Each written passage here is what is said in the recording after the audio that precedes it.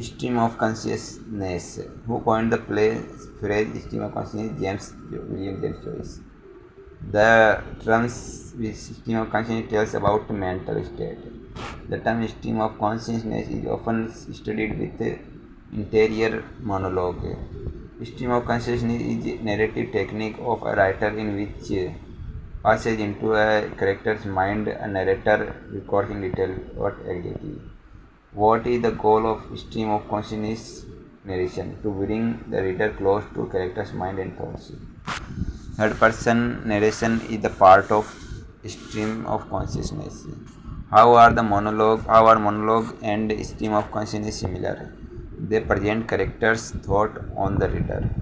Writers use stream of consciousness except on it is easy to do.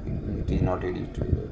Why did William James at first think psychologists should not study consciousness? It is hard to measure and observe. Stream of consciousness is a technique used in non-dramatic fiction. Which one is not the novelist of stream of consciousness technique among the following? Ian Foster is not that of stream of consciousness. Under the stream of consciousness technique, which concept is changed and lies not in the outer actions, but in inner working of human mind, in the inner perception reality. The term stream of consciousness was first used by William James in his book Principle of Psychology.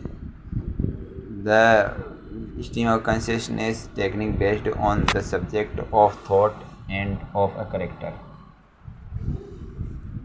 Consciousness is a constant flow, not jointed, not chopped up in bits. It is the stream of thought and of consciousness of subject life. Georgina Woolf's Mrs. Dalloway and the Lighthouse are great novels based on stream consciousness technique.